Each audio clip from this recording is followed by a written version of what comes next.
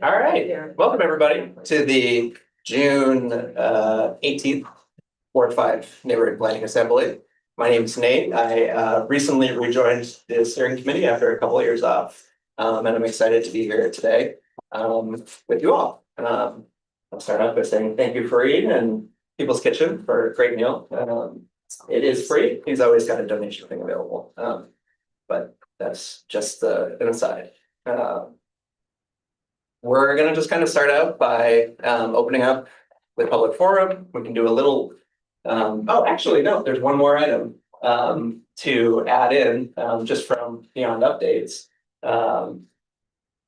With the remaining budget that we had for this year, we were able to get in at the last minute, a pretty exciting thing that'll, I think, hopefully raise the visibility of the NPA and future events and organizing. This is based off of a design that steering committee at the time in 2020 commissioned from a local artist whose name I said, you want to like pull it over in front of the yeah. Nice. Yeah. So now, when we're out in the community or doing things, or even just in these meetings, if we have a meeting, we'll have the visibility so that you know, oh, it's the NPA, we can stop in and maybe they have free food. Yeah, we'll figure out how to hang it. I didn't get any, Fareed's got these great twist tie things, but I just kind of like to attach it. Put it. Sure, yeah. We are definitely gonna have this at more tabling events, more community events, actually, and I guess and in the next meeting too, we'll be having it outside. We'll re-announce the dates as well at the end of the presentation, but or the end of the forum. But August 20th, we'll be doing it at Oakledge, and the sign will be on full display, so you'll know exactly where to go. And yeah, awesome. And I guess a second piece as well, because also to introduce myself, my name's Laura. I am another member of the steering committee here for Ward 5. And we are still looking for members to help out our ward. So this is an opportunity, if anybody would like to nominate someone or self-nominate themselves to become part of the steering committee. I am very, very new to it, but my experience so far, I've really enjoyed it. It's been really good to be able to be so engaged in the community in a really direct way and to get to know our neighbors in a really direct way and what issues matter.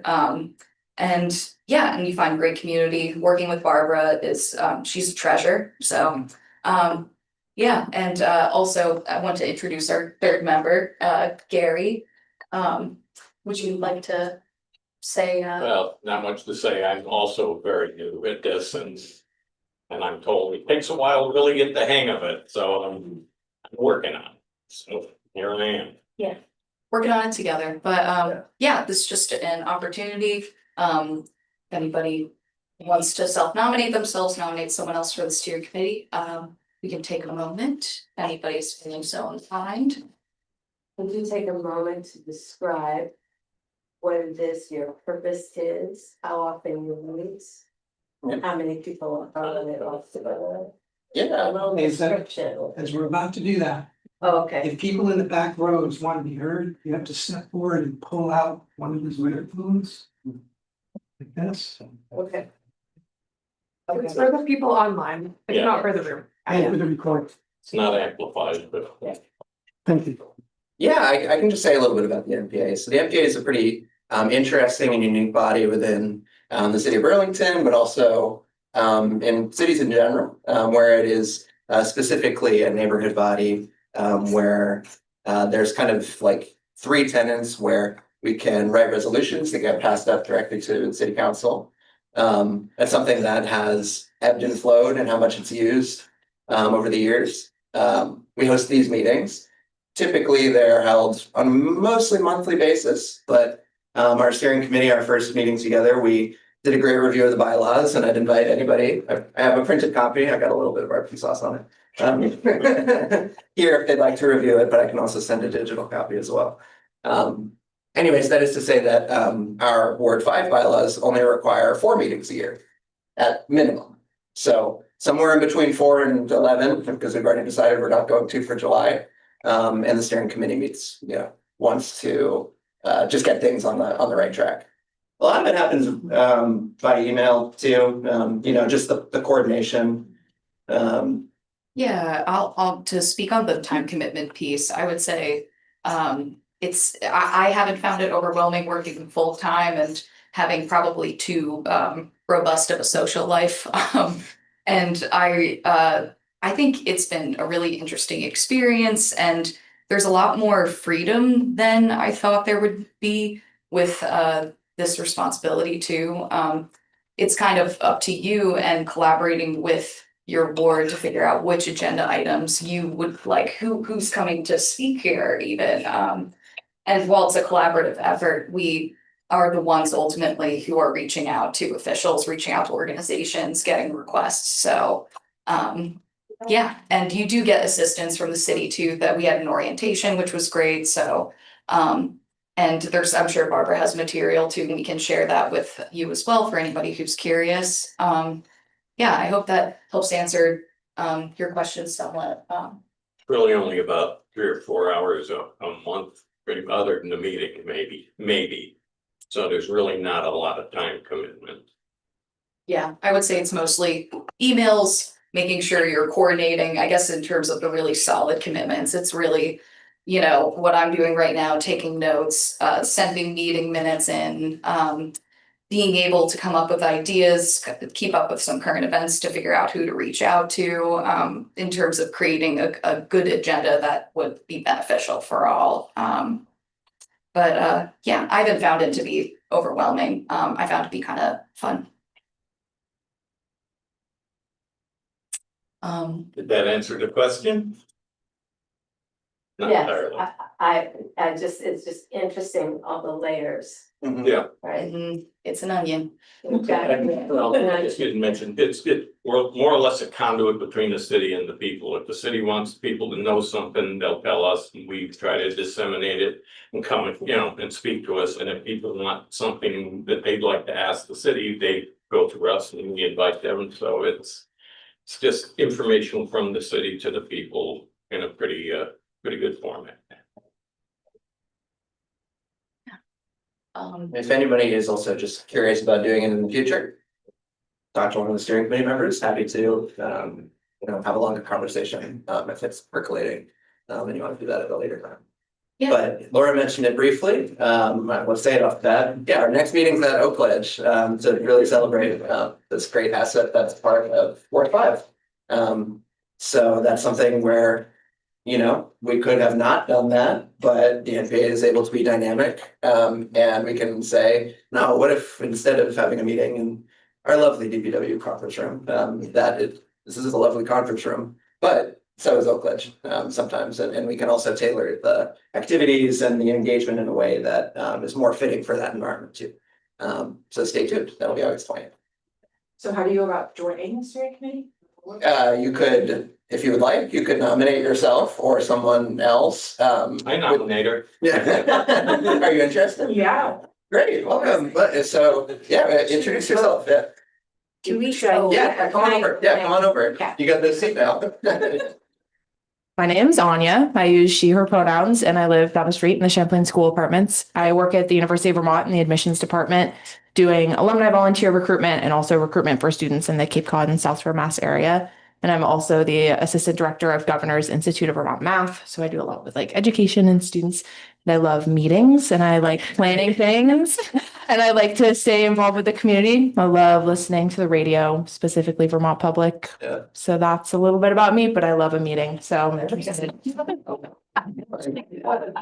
So in handy, because through Barbara and through the orientation, through meeting other steering committee members, we learned that you can partner with I think Burlington High School, is it? Because they have mandatory or as part of their graduation requirements, volunteer hours too. Yeah. And having a connection to the system would be amazing. Because I'm learning how to navigate that still, so. Awesome. And so is Thank you. Anya. Anya, yeah. And what's your last name? Samson. So Gary, would you like, do you want to? I nominate, Anya. Thank you, Yeah, Mary. and I'll second that nomination as well too. So we can just do, a raise hand vote. All in favor of supporting Anya's nomination, say aye. Aye. And any opposed? All right, congratulations, Anya. Welcome aboard. We'll get you. My name, it's spelled different. Yeah, Yeah, we'll okay. we'll trade. Yeah, we'll get you. Yeah. Right after, yeah. Thank you so much, Anya. Congratulations. Yeah, that sounds like great fit. I'm excited to work with all of you, and even if you're not a steering committee member, I hope you keep coming to these meetings, engage how you can. We're gonna try to think of some other ways outside of the monthly time to be present in the neighborhood. And now we got that banner, so when we're there, hopefully you'll see us too. But that's to say, we kind of almost jumped over public forum. I guess that's our welcome and steering committee announcements. There's also opportunity for public forum. So if anybody from the public would like to speak, now is the opportunity to do so. Yeah, welcome. And just introduce yourself and say which ward you live in. And then the floor is yours. I can answer one of those questions. Okay. So my name is Pardue Namburi. Burlington, Vermont is my birthplace. I plan to permanently relocate here. I'm currently on St. Paul Street. And essentially, I'm well aware of the issues that are going on in Burlington. So I'm planning on, I've developed a concept called a direct informed democracy platform, where people have influence over major city policies through voting. And before they vote, they would see a list of objective, nonpartisan pros and cons of a policy. Then they would vote on the policy. And after they vote, there would be a program evaluation. And once there's a program evaluation that happens as soon as possible, if it doesn't meet key metrics, there will be a revote triggered by primary stakeholders. I spoke to the mayor about this the other day.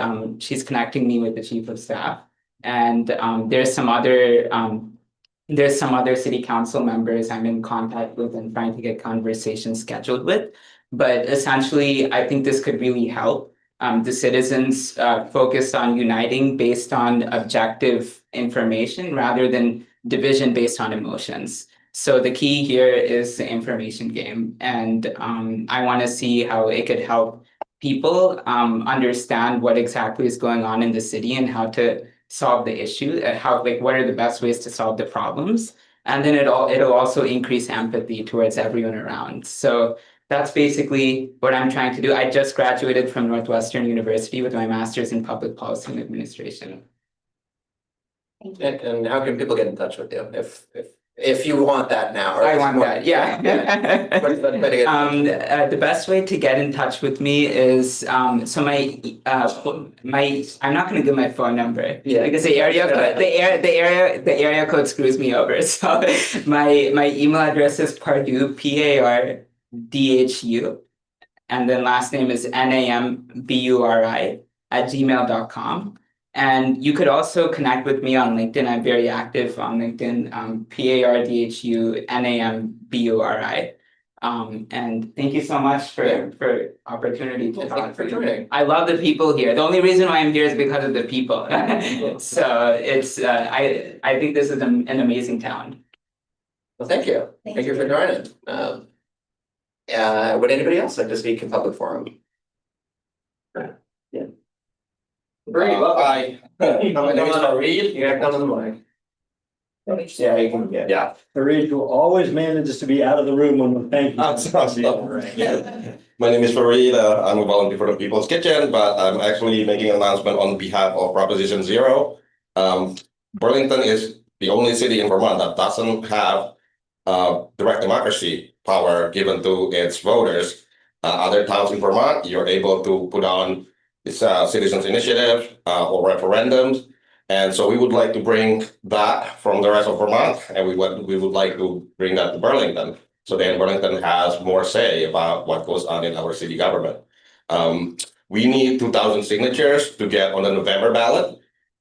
This is basically a charter change for the city charter. So we're at like 500 signatures. Our next big signature collection day is on the primary, which is August 11th.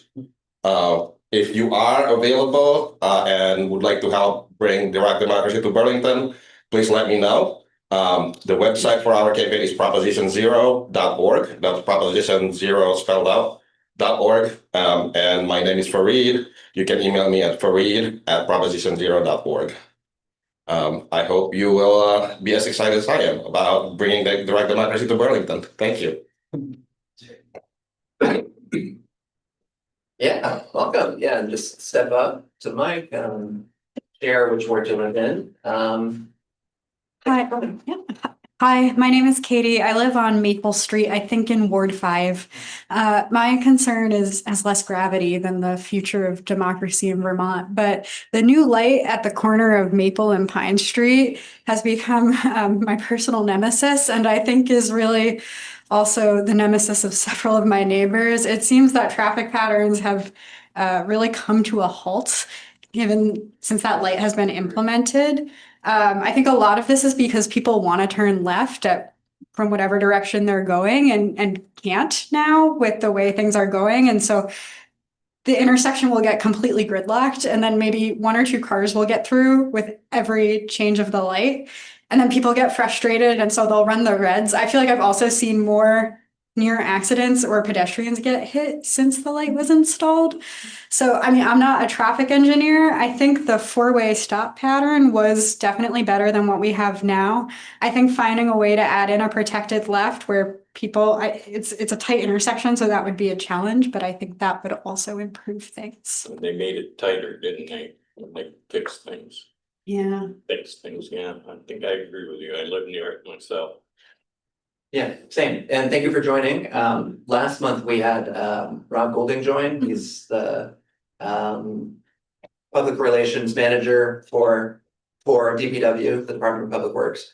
And yeah, that was partially specifically why he came to talk about some of these projects that were going on in our neighborhood. So yeah, I can get you that contact info. That'd be great. Yeah, because he's willing to listen. Thank you for joining. Oh, yeah, to add a word and. Yeah, come on up. Oh, just Grab a light. Yeah. I'm on. I'm on. What's your name? Yeah. My name's Richard Rosenhaft. I live on St. Paul just St. Paul and Maple. And I walk a lot, and that intersection drives me crazy now because it seems to take forever when you press the walk button.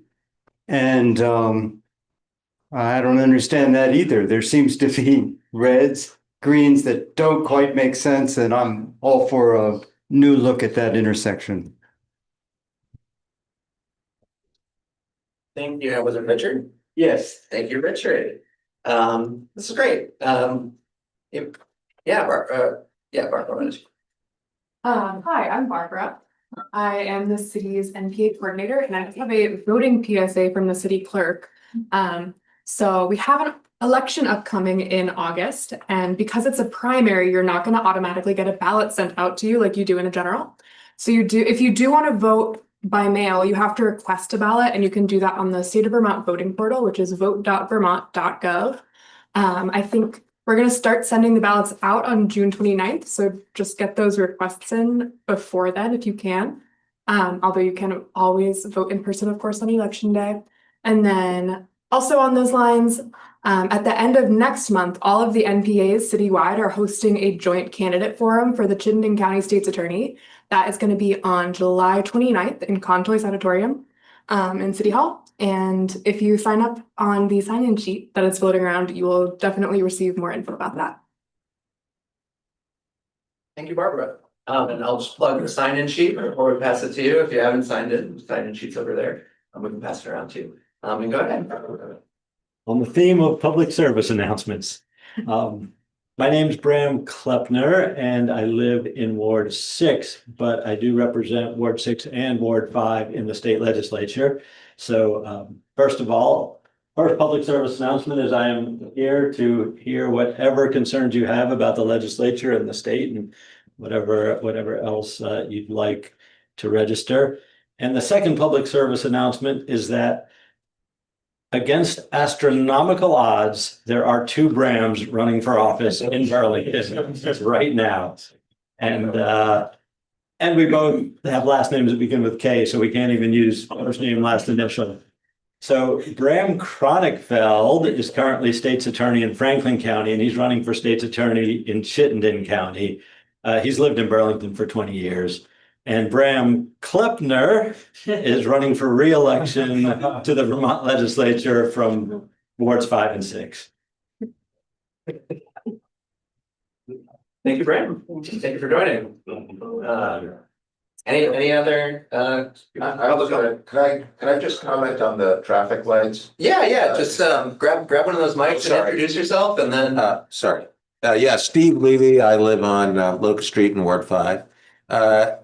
My understanding was that those traffic lights were put at the intersections after extensive studies by DPW to streamline the traffic at the intersection. So something went wrong with those studies, and maybe we should dig into why. The same thing is happening, by the way, on my street, Locust Street, where the study was done before the Southern Connector was put through, and if other people travel on that, they'll notice a huge increase in large trucks, and not to mention speeding motorcycles. But we'll see what happens when the Southern Connector is finally completed. That's all. Thank you, Steve. Oh, yeah, Barbara. Charlie wants me to mention that the place to go to talk about these concerns about the intersection is the Public Works Commission, which is in this room, the third Wednesday of every month at 6:30 p.m. So that was yesterday. Yeah. Add a tiny bit to this. All those stoplights were in fact part of the Southern Connector project, knowing that more traffic would get rerouted through that part of town. And there are a lot of people in that part of town who walk wherever they go, and a lot of kids who walk to school. And so the neighborhoods there asked for streetlights whose intent was to make it safer for kids to cross the street, but it sounds like it may not be working. So that's really good feedback for the planners to hear and think about. I mean, they can collect some data to see if that's actually the case and then see if there's a way to address it. Yeah, and I can add from last month, the way that Rob put it was that they're still figuring it out. They are testing it, trying to figure out what the right patterns are for flow. So yeah, we'll be open to feedback. And if you get more directly connected with DPW, either through their commission or through their staff, they'll know more information than I will. But happy to get you connected however we go. Any other comments for public comment? Well, thank you all. It was very robust. Our one and only agenda item tonight, so we could see kind of how long the conversation goes on. But our one agenda item tonight is a discussion about the upcoming and ongoing comprehensive planning process. You've maybe seen some materials, or maybe you've attended the kickoff event, the open house that was hosted for the 2050 comprehensive plan. So tonight we're joined by Sophie. I don't know how to pronounce it. Sophie Suvi, Parks, the director of planning for the Burlington Parks Rec and Waterfront Department. And we're joined by Kate Flanagan Mobley, a Ward 5 resident on Home Out. Yeah. And a member of the Planning Advisory Committee, which is a group of citizens, staff, city councilors who are more intimately involved in that process. So tonight they're going to just basically get everybody here up to speed on what's been done so far. Some of the initial results from that open house that was hosted in May, early May, mid-May. April 30th. Okay, almost very close. Very close. Some of the early results from that, and then some updates on where the process is going to go from there. One note, this is a good opportunity to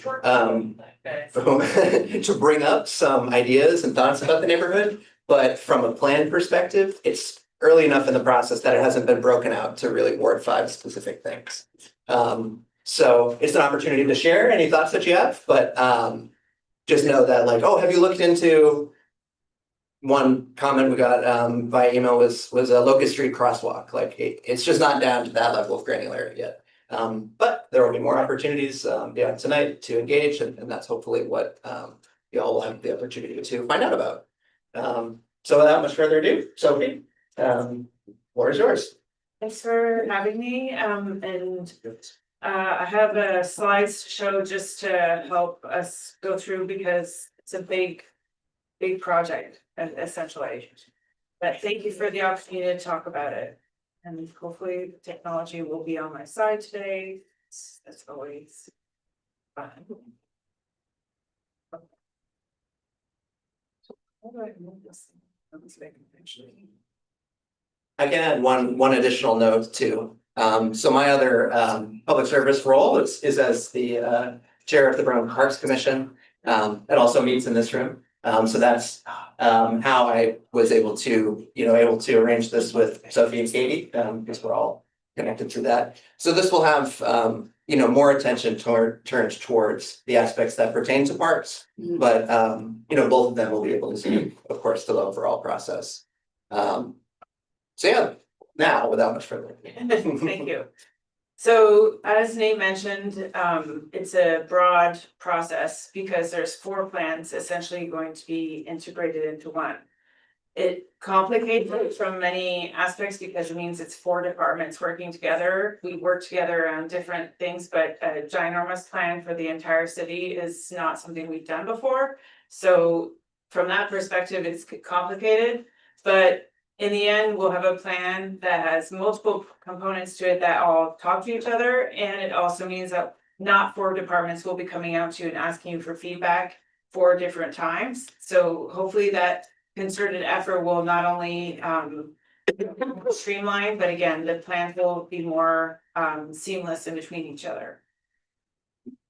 So just a little bit of an overview. Hopefully I can get through some of this, and if it's too in the weeds, I apologize. I'll try and keep it more high level. Just an overview of why now and why these 4 plans. The open house that Nate mentioned, we have preliminary information that came out of that engagement. My area is Parks, Recreation, and Waterfront, so my area of focus and the feedback I'm looking at specifically is in that area. But of course, it touches the other elements. Survey that's ongoing, and then looking ahead. And if we don't get to the looking ahead, it's okay. I can come back and talk about it. But hopefully we can give you a little bit of an idea of what's going on. So why a plan? Why now? So as I mentioned, we have multiple plans in the city, in any city, and they allow the staff to have a focus for several years at a time. For example, we have Plan BTB, which was finished in 2019, a transportation plan through DPW 2011. We've never really had a formal economic development plan. And then for my department, we had a plan that was finished in 2015. And then there's all these other different plans that come out of that. For example, a concerted focused area for downtown and waterfront, a new North End plan that's currently ongoing, a walk bike plan. So all these things all talk to each other to a certain point, but after a certain amount of time, we need to revise them because, as you know, for example, our plan 2015, that's 11 years. There's lots of been going on. Not only locally, but worldwide. We've had a pandemic, we're having financial challenges, we have a federal government that's different, etc. So all that comes into play into forming what happens on a daily basis, but we need to be able to look forward. And in Burlington, we know that there is a housing challenge. There are housing challenges, and from the state, we've been mandated essentially by 2050 to add 7,000 new units to Burlington. So we're thinking about that. Obviously, we can't just pop a bunch of housing units within the city and hope that everything works out. Obviously, housing affects utilities, it affects transportation, affects the use of our green spaces, and obviously impacts our businesses and economic development. So that's part of the impetus of working together on this plan is that the overall municipal plan has to be revised. And also on a state level, the municipal plan has to be revised every 7 years per state statute, or else the city is not positioned to apply for funding from the state to support different needs, we'll say. We just found out that through, I think one of the acts that just passed that we have an extension, so thankfully we're on a less aggressive timeline that we thought. Initially, the municipal plan had to be adopted by March 2027, but now we have a bit of a buffer to that, so that's good news because this size of a plan and also the 4 plans melding together, it's not something you can do in a rush. We are not in a position of wanting to just check boxes. We really want to talk to as many people as possible about this plan and what everybody wants for the future of Burlington.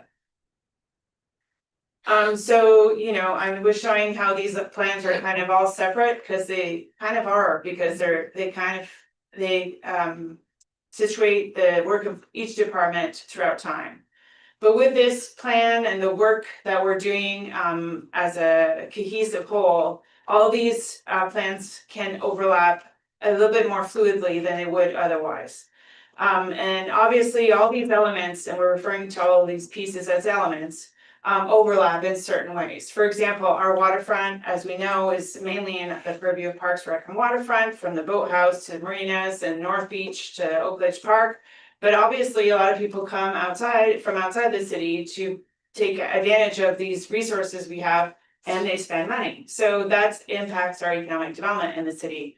How they get here, obviously, if they can't find parking, or they're coming in by bus, or they love to bike or walk, we're looking at mobility. So how do we make all these kinds of things seamless and also beneficial in a way that both the city takes advantage of, say, someone coming in from out of town, but also everybody who lives here day to day also enjoys their walk or their bike ride or whatnot from work to school or work to home, etc. So the plan will help enable to see that into the future.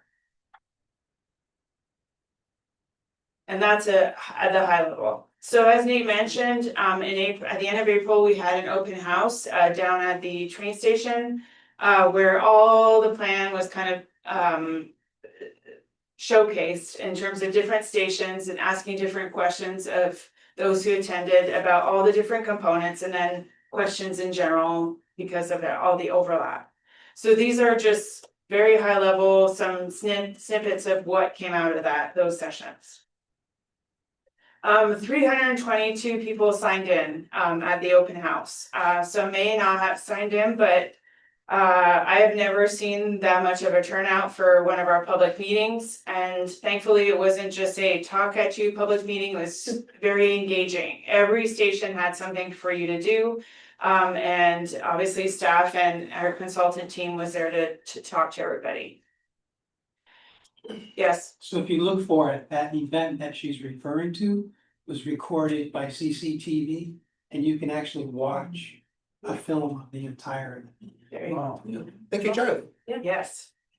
And then high level information, we're still, obviously it was a lot of information collected from 300 different people. But in terms of statistics of who signed in, there's always a concern that, oh, it's someone from out of town who came and gave their opinion, and now we're basing everything off of that. But in this case, 75% or more were Burlington residents. So that gives us a snapshot of that feedback from that perspective. Then we had 104 or 37% of the individuals who attended were renters, 61% are owners, and then people who live on campus. And then in terms of neighborhoods, as Nate said, we don't have a specific data on the South End or Ward 5 specifically at this juncture, but 30% of those who signed in said they were from the South End. So that's the highest of all the neighborhoods in the city, which is a great turnout. And then again, people of all ages were there. We had people put in stickers of where they were from so that we had more of a geographic idea of people's backgrounds. Again, 63 individuals from the South End. So you can see on the right that kind of distribution. The green stickers were the college students and the orange were non-college students, just to differentiate between those two. That looks like it was in GIS, but that was basically what the activity was. It was Exactly. why you were there, what color dot you had, and then Yeah. they turned it into a digital map. So Exactly. that's pretty cool. And then, of course, we always have a challenge reaching people who speak different languages or new Americans. We ask for people's origin essentially, and we know how many people or the percentage of individuals who are not from here that live in Burlington, and we are aligning that essentially we did reach everybody. Questions that were asked, do you plan to stay in Burlington long term? We know there's housing challenges, we know that finances are challenging as well. We asked that question, about 133 people said yes, they plan to stay in Burlington. Some people said they, you see the comment till death do us part. And then others are not sure because housing is expensive, and we know housing is also just hard to put a bid on these days. So depending on that long-term affordability, some people may leave even though they may not want to. So again, element specific, I represent Parks, Rec, and Waterfront, so I'm looking at the information specifically about our department's work so that it can inform the plan from the perspective of long-term, but also help inform the work day-to-day of our team. So this is just an example of another map exercise that was done. 433 stickers were put on the map. The hearts were places that you love in Burlington. The triangles were places that have issues, and the stars are ideas for the future. And that would be abstract if it hadn't been for Post-it notes that were associated with each of these stickers. That asked you to basically specify what you meant. Like, don't just put a sticker on Pine and Maple intersection, tell us what's going on there, right? Oops, sorry, I went the wrong way. So again, specific to Parks, Rec, and Waterfront, some of the themes that we heard out of the 115 stickers that were specific to our department. Some things were really concentrated along the waterfront and the Greenway bike path where people really love these assets that we have. And then, we can acknowledge that there are areas that have room for improvement. For example, some individuals wanted to see more improvements along the waterfront and specifically Battery Park. That doesn't mean we didn't mention Roosevelt or other parks, but those were the ones that had the highest stickers and notes about them. And then a lot of comments that have come out of this exercise, but also a lot of the planning efforts that we've done that are park specific, is that we need to improve access and connections to and from parks. We know our parks were designed in the 1970s or earlier, or around that time. Nobody was thinking about people using mobility devices to try and see their kids' softball game or access into our playgrounds. And then no one was really thinking about like, what's the experience between my home or house and a park? Is it on a blistery road without vegetation and no canopy? And now with climate change and everything heating up more and more as the fourth speediest city getting in terms of temperature change. These are things we really need to be thinking about, and people are thinking about them too, and that was confirmed in this exercise.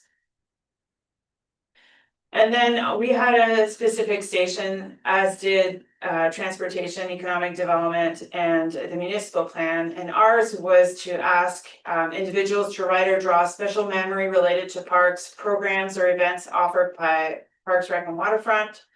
Again, a lot of people commented on the waterfront specifically, or the Greenway. Here in the South End, there's Oakledge, obviously, that a lot of people had comments about in Callahan Park, and then the other parks in between. A lot of folks have a lot of great stories about, here is birding at Oakledge and Centennial Woods, and then, programming that is free and open to community members, whether that's in Waterfront Park or Roosevelt Park or others. And that was, it was great to hear all these kinds of stories from individuals because, from a planning perspective, I spent a lot of my time in front of a computer, not out there listening to folks. So this is really that opportunity to hear like what's working and what's not. And then we also asked more of a multi-pronged question, excuse the not illusion, metaphor to a tree, because we also, part of our team is the trees team that oversees all the trees in the right of way and parks. But you know, what's the root of the value of Burlington, Parks and Rec and waterfront? What's the trunk? What are things that support the system and could evolve a little bit? And in terms of the leaf, like what should we just make away with, or maybe change or other? So a lot of the roots was like the access to nature and recreation, how these spaces bring people together, environmental health and water quality, etc. And then the trunk in terms of, you know, we need to protect water quality. That people really were impassioned about opportunities for gardening and food security, essentially within the city.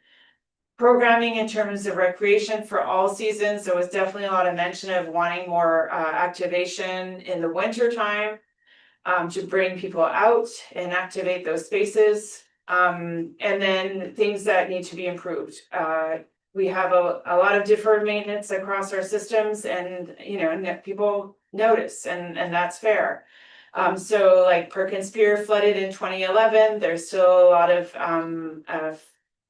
things that haven't changed there since then, just because of the economic challenges. So we need some improvements in those areas. And then the need to preserve parkland, you know, especially when we're thinking about like those 7,000 new units, where are they going to go and how will that impact everybody's access to park space? Surveys.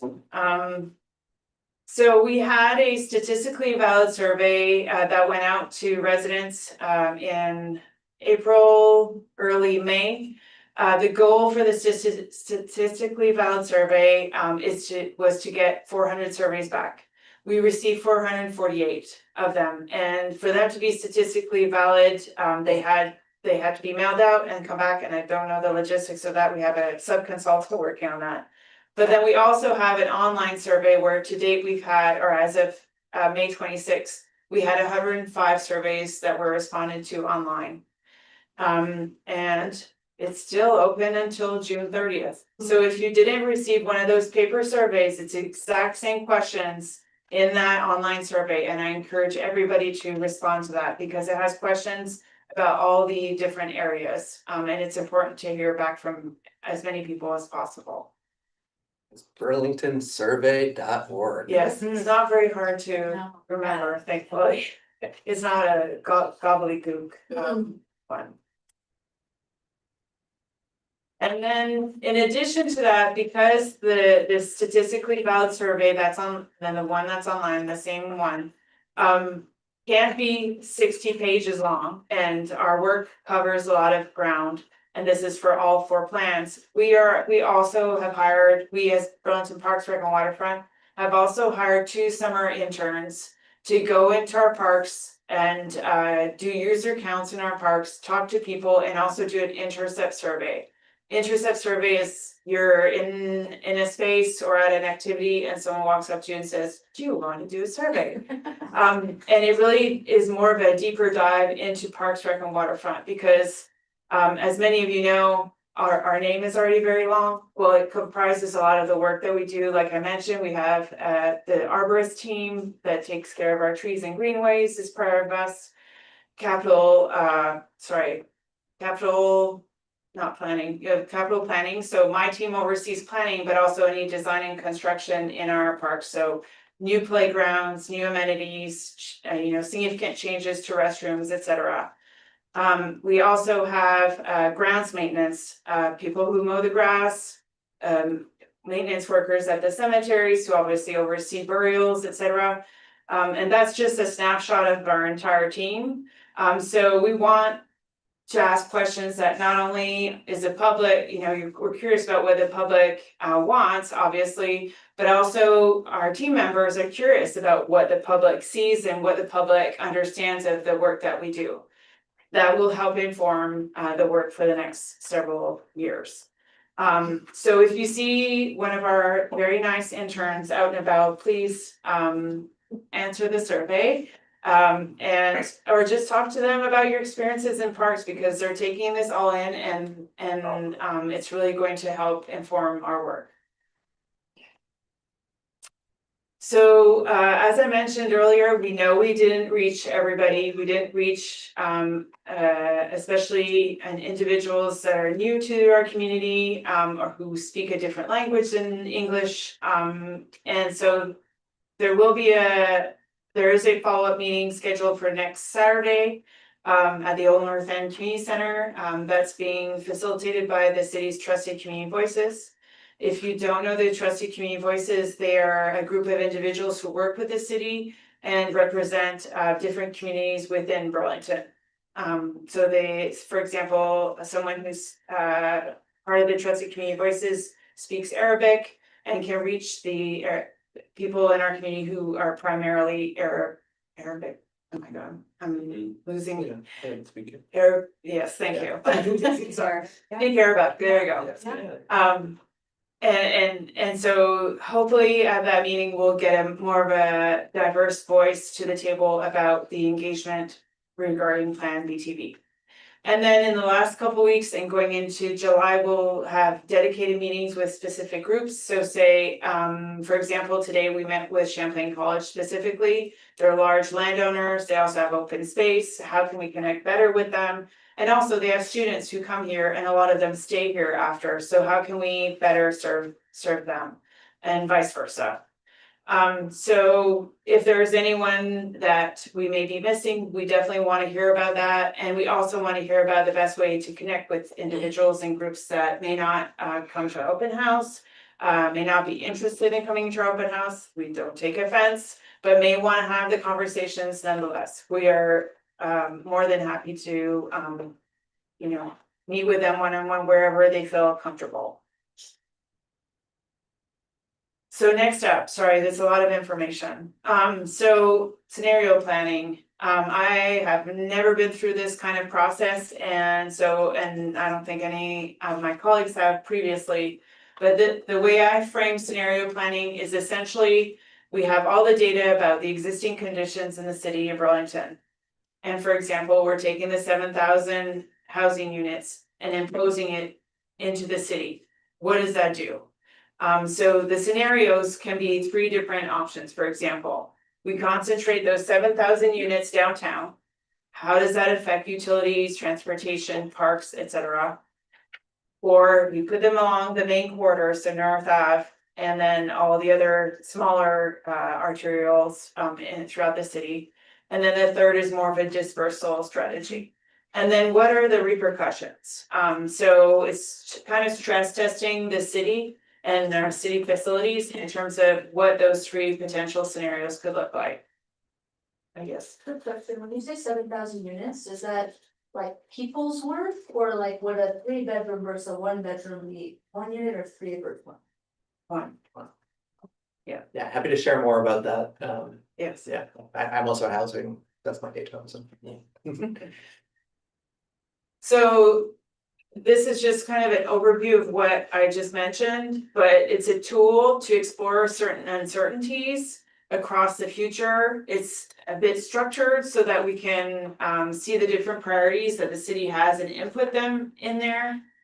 And identify strategies, about those conditions and what the ripple effects could be. And it's, grounded in what the community wants. What it's not, if we can't predict what's going to happen, right? Next year, we could have something else kind of funny, not funny, but odd that comes along and changes everything that we may have anticipated. But at least this gives us a chance to at least try a few options. So it's not a final plan, it's just kind of exploring different scenarios. Of course, it's not a guarantee that even a scenario would come true. So even though we may plan for 7,000 units in a certain area of town, there may not be enough people who want to live here to even build those 7,000 units. So that would change the outcome in the end as well. So just keep that in mind, but it's an exploration essentially. And Sophie, I would just add, we had a Parks and Rec Commission meeting last week, and some people, I think that were Ward 7, New North End, had seen some visualizations of some of the scenarios. And I think their front porch forum started to feel that those were reality. And there's a lot in these plans, which is understandable. If you haven't been part of the conversation, you're seeing a visual of a building in a park that might raise some concerns. And that's not to say that there aren't a lot of things being considered, but just to echo what Sophie said, which is there's a lot of planning happening and there is no plan, right? Or there's a lot of exploration, but nothing has been decided. So it's just looking at different inputs and how that could get the city to the results that it might want to get. So you may hear things that people, rumors maybe isn't the right word, but yeah, just to know that nothing has sort of been solidified in that way. I'm so sorry, I actually have a question. Yeah. I'm forgetting which presentation it was. It may have been that or a different meeting, but there was somebody who was speaking about the unit that was going to be built there. Yeah. Are you speaking also to that? Like, or, because That's happening. That Yeah, is, okay. that is. It's like those renderings look fine. Yeah, that is. Okay. This was an image that I think had some housing in Ethan Allen. Oh, And I okay. think it created a perception, but that project is happening. And that is not a park, No. right? True. Just, yeah, Mhm. yes. I have a question about that. Is now. No, let's do that. Yeah, let's wrap back around on that. Yeah. Don't Sorry, I jumped off. No, that was Yeah. great. Thank Yeah. you.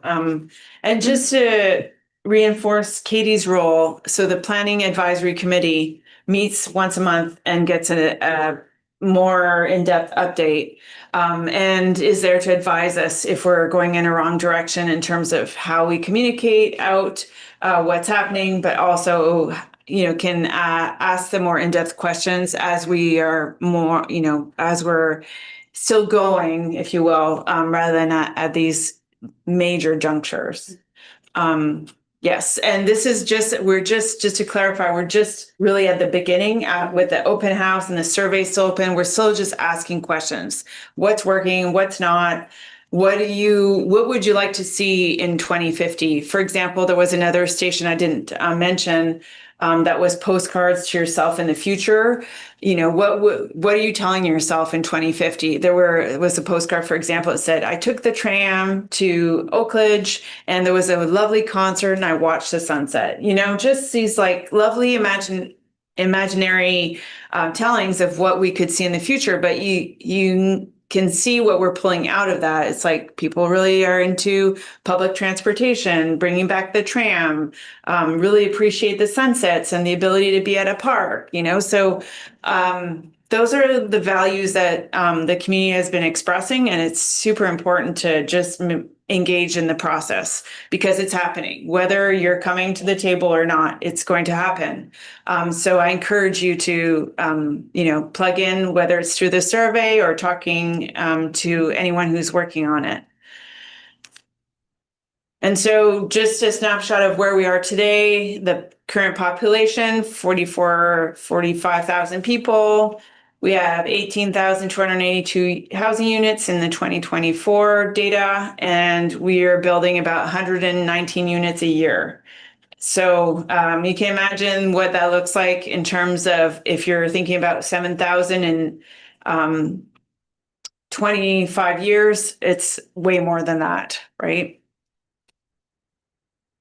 So just again, to go through the process, the pink or on the left side is where assembling input, what is data, what exists today, building the model, and then the yellow or the almost middle is the three kind of scenarios that I mentioned.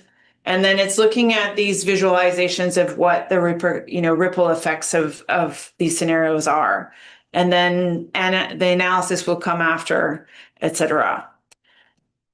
So just, this is a lot of writing, I'm sorry, but the area to focus on is really September. After we go through the scenario planning this summer, in September, there'll be another large citywide engagement effort to show what has been proposed and what those changes have shown in terms of repercussions.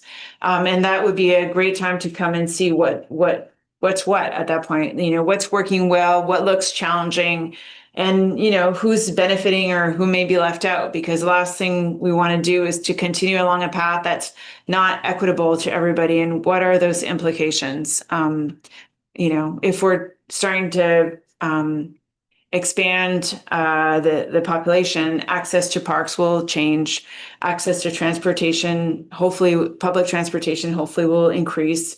But it could not, depending on the community's priorities.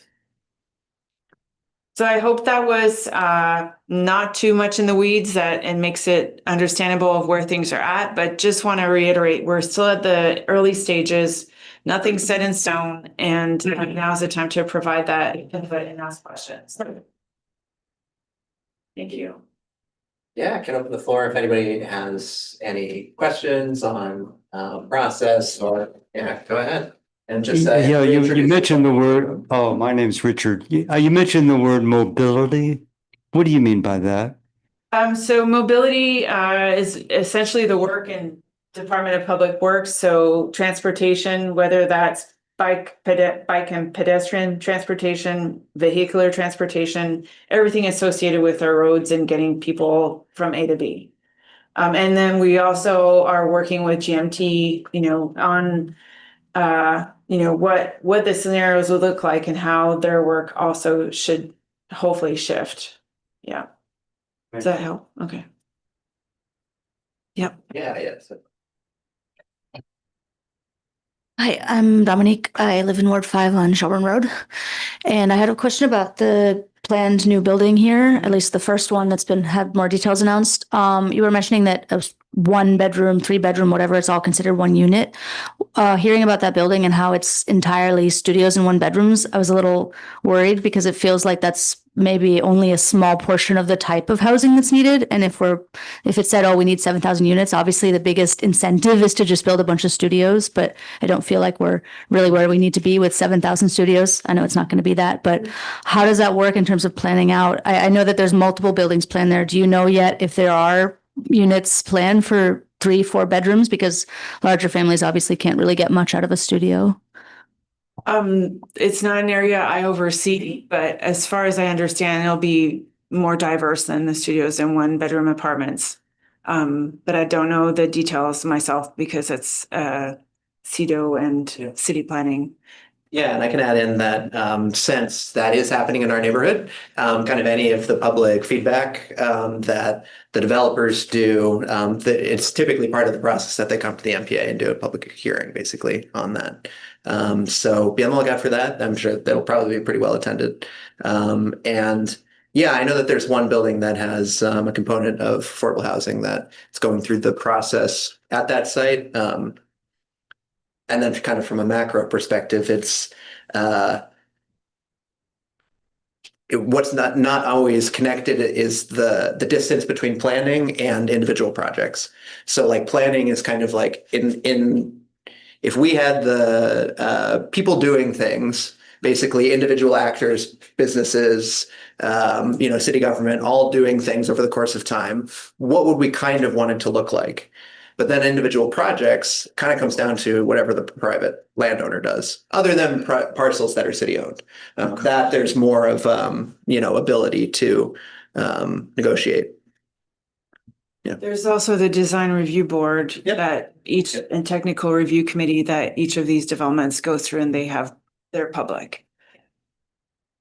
I would also add a couple things. One, there are minimum requirements for the percentage of affordable units in any development in the city. And the other is that demographically, single individual households are the fastest growing group. So there is a need for studios in 1-bedroom that we haven't met. And those units are expected to help the people with larger families, because there are also a lot of people who are now empty nesters in large houses who can't find anything to downsize into. So the large house is unavailable for the family that wants to move into it. So hopefully it will all help. How many units is this supposed to be? When it's all built out, it's supposed to be 1,400 units, I think. And the first phase one. Phase one is 100 yeah, something like that. Yeah, 150, yeah, in between 100 to 200. So it'll be big, but certainly happening over many years, iterative process. But yeah, that is starting now. So you're in the right place, not today, but the right venue. And yeah, like Sophie said, Development Review Board is a great avenue too. I saw you grab the mic, but Hi, my name's Matthew. I live in Ward 5. It's presuming that we've got that much growth. I mean, we're forecasting 25% increase in population of Burlington just with those required housing. And maybe there's more, maybe there's less. But if you can't build houses for nobody to live in, like people are leaving the state of Vermont.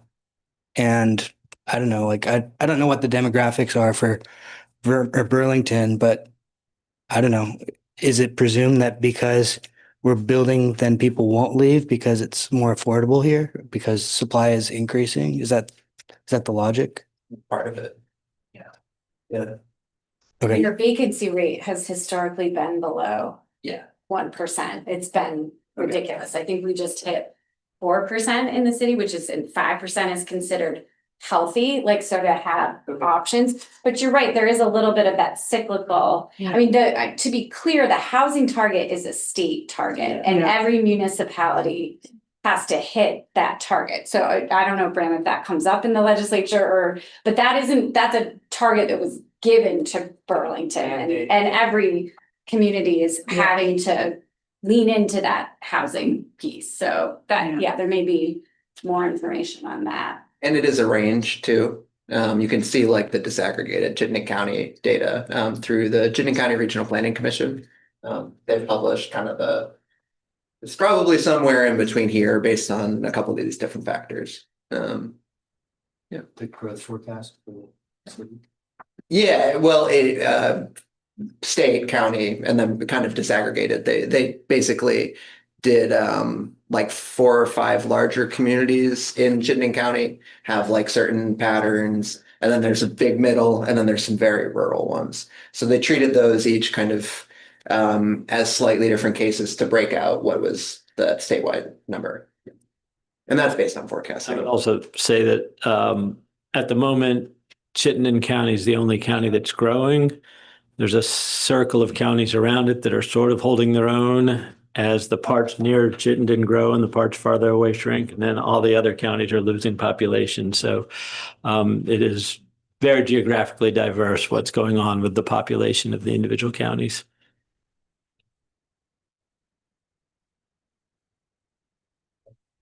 Yeah, thanks for the discussion, everybody. Any more questions about our 2050 comprehensive planning process? If not, there's plenty of opportunities for y'all to think about it and participate. And that next one will be September. Yep. September next open house. And any final things that you all would like to say? If you see our interns. Yeah. Talk to them. Talk to the They'll interns. have a I said good- I was gonna go to parks with them, just me. Yeah. Same. Yeah. And if you see Katie and I in the parks, you can talk to us about parks as well, as parks commissioners. Yeah. Whether we're with interns or not. Yeah. I will say they just started this past, since the Parks Commission meeting Yeah. essentially, and every day they've come back with like 10 to 15 surveys completed. So people are really been generous with Ready to their share. time. Yeah. That's awesome. Yeah, that's great. Visitors and residents. Yeah. I have one more parks question, more of just an update because I'm not sure where we're at right now. I know I saw, I forget, maybe last year, some talk about the new path in Callahan that's planned and about the plan originally that was chopping down every single tree in that line and then proposals for maybe next to it. What's the current status of that plan? Where are we at? So the drawings have been revised and it'll go out to bid in the fall. Okay. For construction next year. The revised one, what is the new plan like? It jogs the path a little bit so that there are some trees that are preserved. With putting in a path, some trees were already in decline, or either way, they are sensitive to any construction near them, so they'll be taken out. But there is preservation of more trees than in the original plan. Great, thanks. And you can find out more information on that at the Callahan Park Plan site, probably. Yes. Yeah, yep. On the Parks and Rec site, there's a couple of the last few parks plans that have been done as well. Yeah. And those are cool resources. And I think, if I'm not mistaken, that part of the energy to redo the plan came from the Ward 5 NPA. Oh, well, there was definitely input from the Word 5 NPA, yes. What we've been trying to do is ahead of any major investments in parks, do a comprehensive plan so we know that people want us to invest in those particular pieces, and the playground had been up to be replaced. So before spending hundreds of thousands of dollars on the playground, we wanted to make sure the community wanted it and in the place where it is now. Because if you recall, there was like a tot lot near the tennis courts, and then, which is really far from the bathrooms, it's bad design. So everything's now in one location. But yes, ahead of that. So we had a lot of great input during that process. It's a very successful process in terms of Yes. getting a plan to Yeah. build what the community wants built. So Exactly. it was great. Well, and I will just say, this was one of my learnings as a Parks and Rec commissioner. I've only been on it for a year, but Sophie's on the planning side of it, but the trees are in the same department. She worked, right? And as is all the facilities. Like, I sometimes don't think people realize in Burlington how much falls under parks, recs, and waterfront. Like, the new structure that got built in front of the police station, that was their department. They do all the facilities. So it is like that piece of feedback, but then also like you're working with your colleagues. You have a shared goal in that way. And I think that's pretty unique in Burlington, which I think is important to raise up.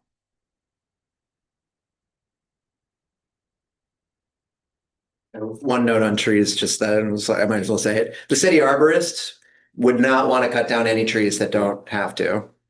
He loves trees. He works on them every day. Yeah. There's a great plan. What was the plan that he did? The open space plan. Open space. Yeah. He's got a ton. Yeah, I would That's recommend what we're doing with everybody look into the open space plan. This is probably the most recent kind of It's system plan. It's really specifically focused on the natural areas. Yeah. And kind of what the future is for those. And it's a beautiful plan. Was helped be designed by local artists, and the staff and community members that engaged with it. It really did a great job. Yeah. So there's many opportunities to get engaged in the future. I'm transitioning to the adjournment. Thank you all for being here tonight. Our next meeting, like we said before, August 20th at Oakledge, same time. Hopefully we will be able to craft a pretty interesting and engaging agenda that's fitting for that space too. So hopefully see you all in 2 months. Have a lovely summer. I think we need a motion to adjourn. Anyone? We adjourn. All right. Would you like to second? second. All right. Did it. All right.